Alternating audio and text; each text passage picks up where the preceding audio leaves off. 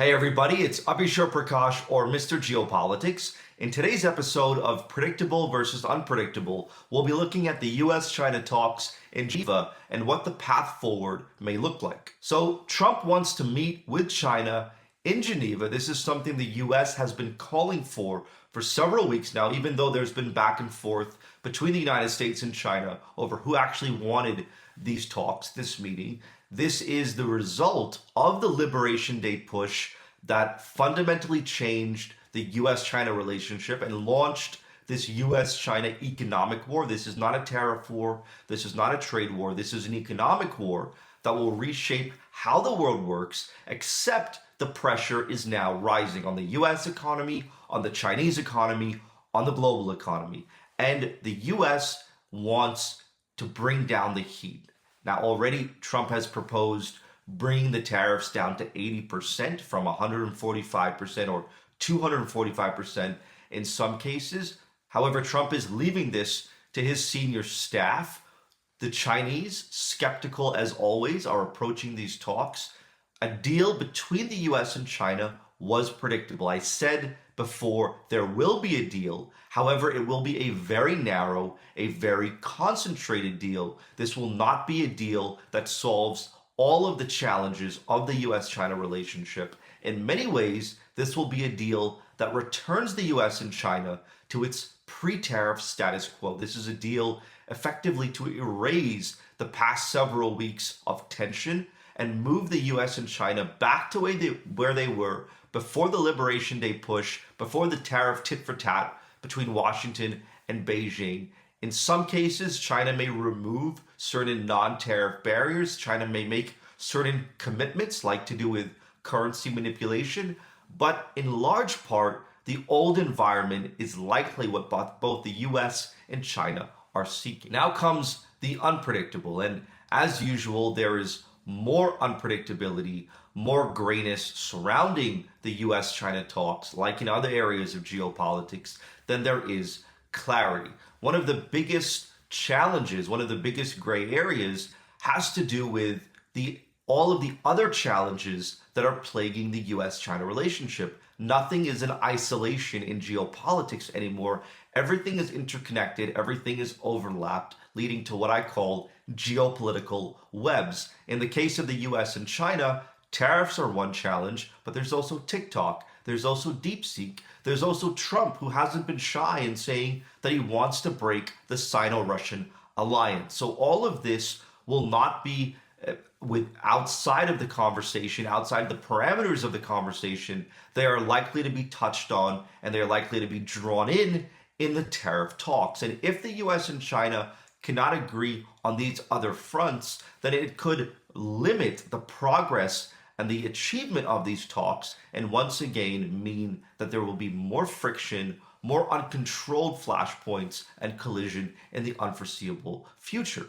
Now, second has to do with China itself. China has shown a very different face in these US-China trade tensions over the past couple of weeks. In this brewing economic war, China has not capitulated. China has not danced to America's tune. China has not bit its tongue in the pursuit of greater economic growth and development as Beijing has done in the past. Rather, China has met fire with fire, and perhaps more importantly, China has been very reserved. It hasn't been very vocal about wanting a talk. China has been almost comfortable with this new status quo of economic stability. And this comes as the pressure rises on the Chinese economy, as Chinese plastics factories, for example, close down, as layoffs begin across China because the output is slowing, except Beijing isn't changing its position. China is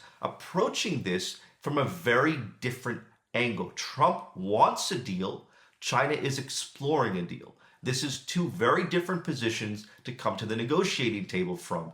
And it remains to be seen whether China will sign a deal with the US from this very reserved position, or whether China is in a very exploratory mood and there will be further rounds of discussions between the US and China in Geneva or somewhere else. So China is no longer rushing as it was in previous rounds of trade tensions with the US. China is walking into this room very skeptical, very reserved, very patient, and is, at the end of the day, willing to walk away from this deal. Strangely, this is exactly what Trump has said is the art of the deal. This is exactly how Trump has navigated trade deals in the past, walking away, not willing to just sign whatever's put on the table.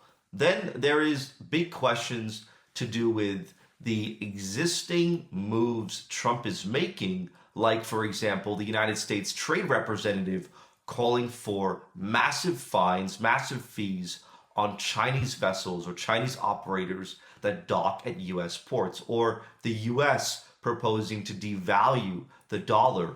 These are all critical parts of trade talks, and unless Trump is willing to walk away from them, pause them, halt them, change them, China will not be happy. China may come into these talks with the expectation that if it, being China, is going to give up certain things, is going to move back on certain fronts, that it expects the US to do the same on X, Y, and Z. And this port proposal, these port ideas, this port redesign, which will effectively bifurcate global shipping, is one of those moves that threatens China greatly. And it is something that China is likely to want Trump to walk back on.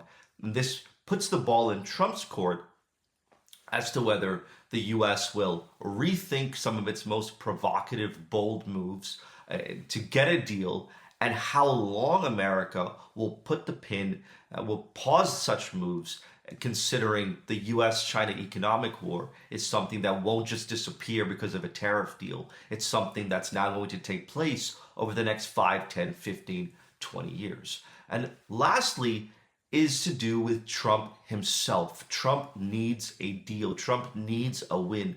A trade deal with the United States and the UK, which Trump announced from the Oval Office, may be a big deal, but it is nowhere near as big as a trade deal between the US and China. And so far, all of Trump's major global initiatives are being rebuffed. Ukraine-Russia talks have completely broken down. US-Russia talks were not able to bring a ceasefire, were not able to bring Ukraine and Russia to the same table.